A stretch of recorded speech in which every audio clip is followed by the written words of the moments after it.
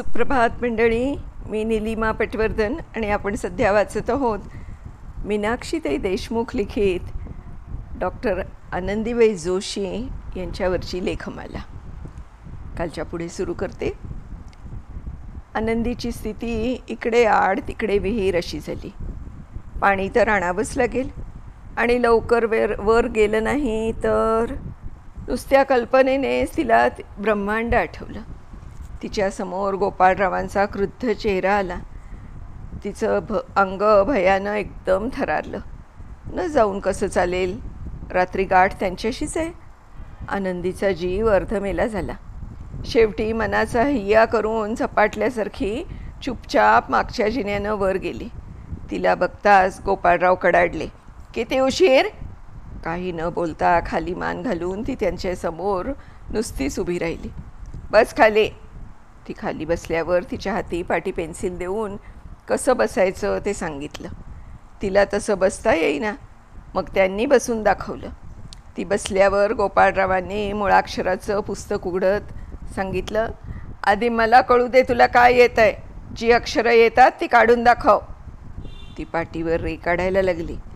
रेघ वाकडी आली तर नवऱ्याच्या हातचा धपाटा पाठीवर बसेल या भीतीनं तिचे हात थरथर कापायला लागले. तिची अडचण लक्षात आल्यावर गोपाळरावांनी पाटीवर सरळ रेष काढून दाखवत म्हणाले, आता काढ अक्षर तुला जे येतं ते. श्रीपासून सुरुवात कर. नवरा शेजारी बसला असल्यामुळे शरीर थरथरत होतं. पहिली श्री वेडीवाकडी काढली आणि घाबरून त्यांच्याकडे पाहिलं. पाठीवरून हात फिरवत ते म्हणाले, छान काढलेस, पण अक्षर वळणदार काढण्याचा प्रयत्न कर. ती थोडी लांब सरकली. का गं, काय झालं? तुम्ही अंगाला हात लावू नका. का? कोणी पाहिलं तर? बरं, नाही लावत. असं म्हणून ते खिडकीजवळ आले. त्यांनी खाली पाहिलं तर विहिरीच्या कट्ट्यावर आनंदीची आई, एक दोन शेजारच्या बायका, मोलकरीण, गणपतराव गंभीर चिंतातूर दिसत होते. काहीतरी अघटित बघावं तसे ते सर्व वरच्या खोलीकडे आपसात बघून आपसामध्ये कुजबुज करत होते. आणि गोपाळरावांच्या सारं लक्षात आलं आणि त्यांच्यातील व्रात्य मुलगा जागा झाला. आनंदीला त्यांनी काहीतरी बहाणा काढून खिडकीजवळ बोलावलं आणि खिडकीबाहेर बघताच तिला भर दिवसा नवऱ्याच्या खोलीत आहोत याची जाणीव झाली. तिला ब्रह्मांड आठवलं. स्वतःला कसं वाचवावं? ती भीत भीत म्हणाली, मला खाली जायला हवं. का गं? अगं, आपला हिंदू धर्म फार महान आहे. आपल्या हिंदू धर्मात सांगितलं आहे की पती हा सर्वश्रेष्ठ आहे. पतीची आज्ञा पत्नीनं मानलीच पाहिजे. म्हणजे माझी आज्ञा आहे, तू अभ्यासाला खोलीत यायलाच हवं, ही आज्ञा तू मानलीच पाहिजेस.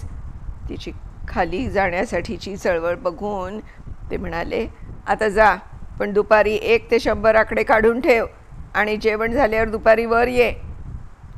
ती खाली गेली तर सर्व मंडळी घरात सुतक असल्यासारखी दिसली. आई अगदी रडकुंडीला आली होती. बरेच दिवस यमूचं लग्न नव्हतं म्हणून काळजी, आणि आता जावई भेटला तो असा. मुलगी सासरी गेलीच नाही, उलट जावयाची ब्यान मागे लागली होती. आनंदीला पाहून तिच्या आईचा पारा चढला. भर दिवसा मुलगी रोज नवऱ्याच्या खोलीत जाते आणि बुकं वाचत बसते. म्हणजे काय, शासन व्हायलाच हवं. ओरडून म्हणाल्या, या बाईसाहेब, लवकरच आलात.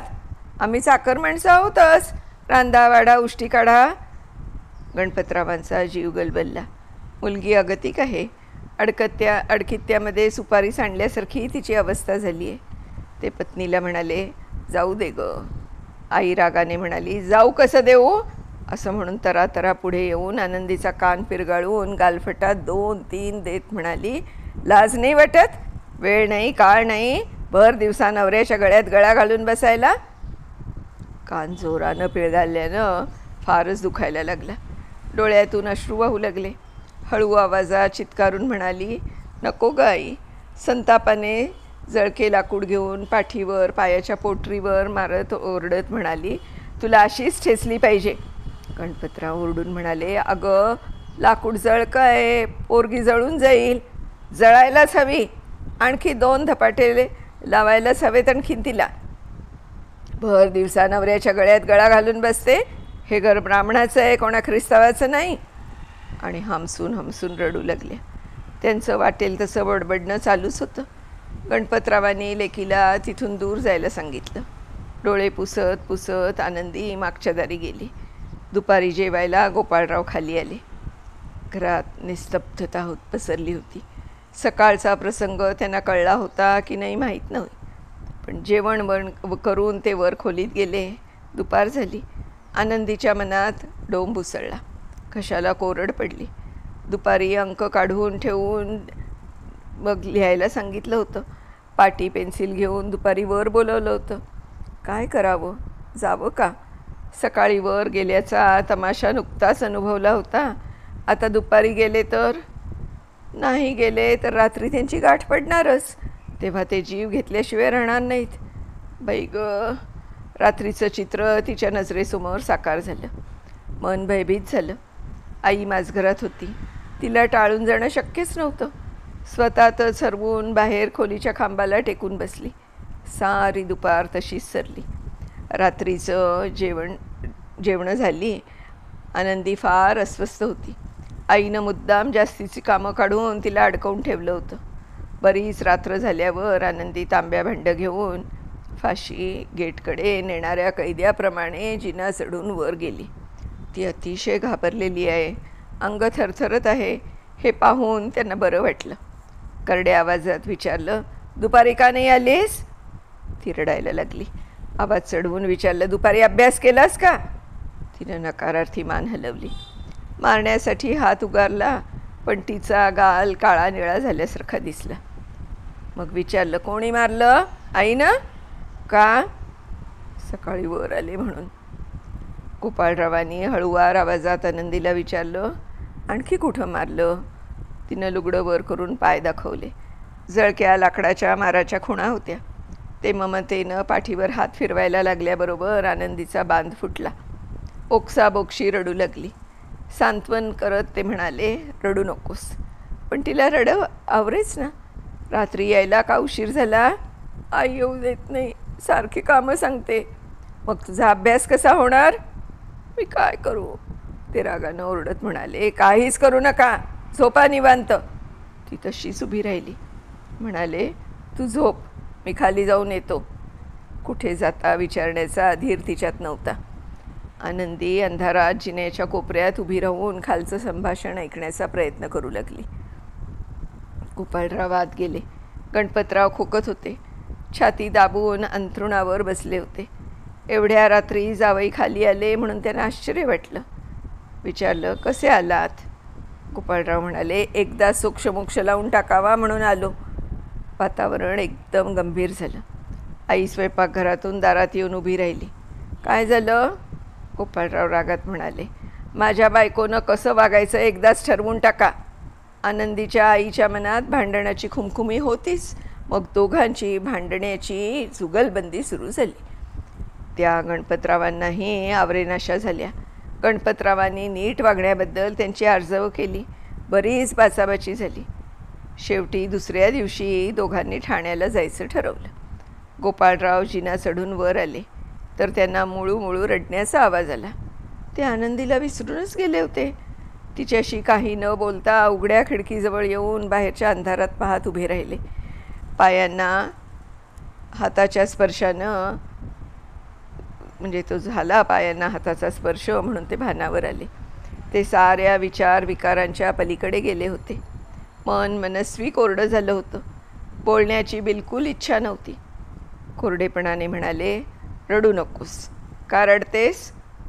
ती त्यांना बिलगत रडत म्हणाली, मला इथं ठेवून जाऊ नका, ख्रिस्ती होऊ नका, बाटू नका. नाही बाटणार. त्यांनी तिला बळेच निजवले. आज्ञाधारक मुलीप्रमाणे झोपी गेली बिचारी. दुसऱ्या दिवशी नेहमीप्रमाणे गोपाळराव कल्याणहून सरळ ऑफिसला गेले.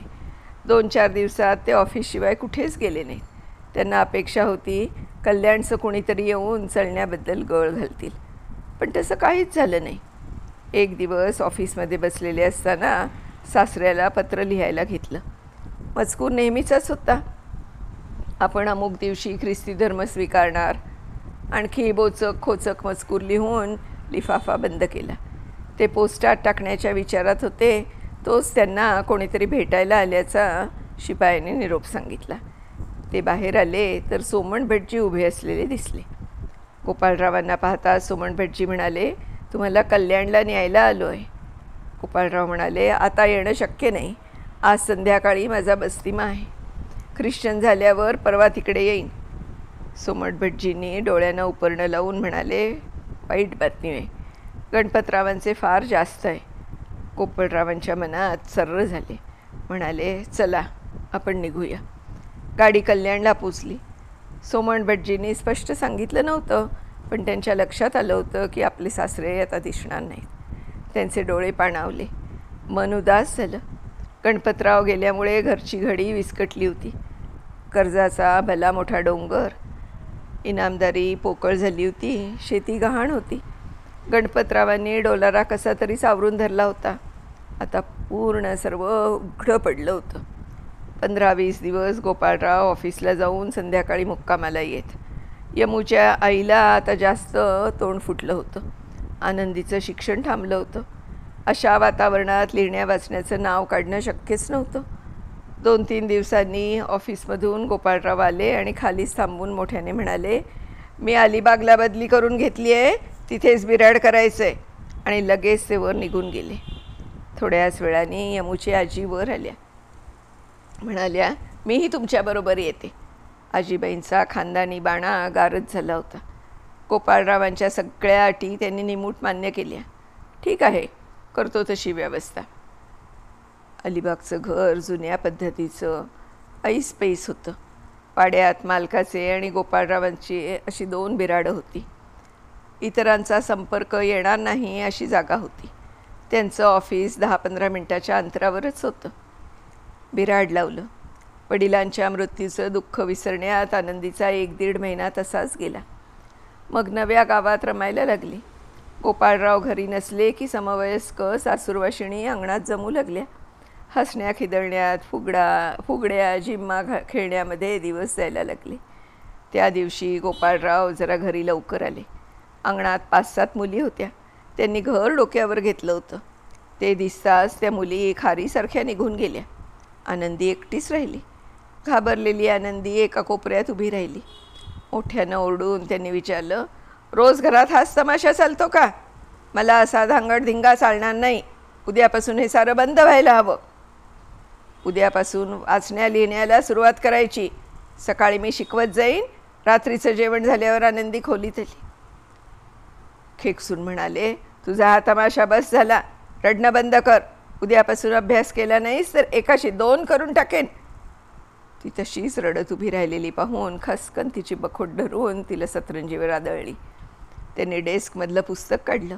तिच्या पुढे आदळत म्हणाले, उद्या यातला पहिला धडा वाचून ठेव.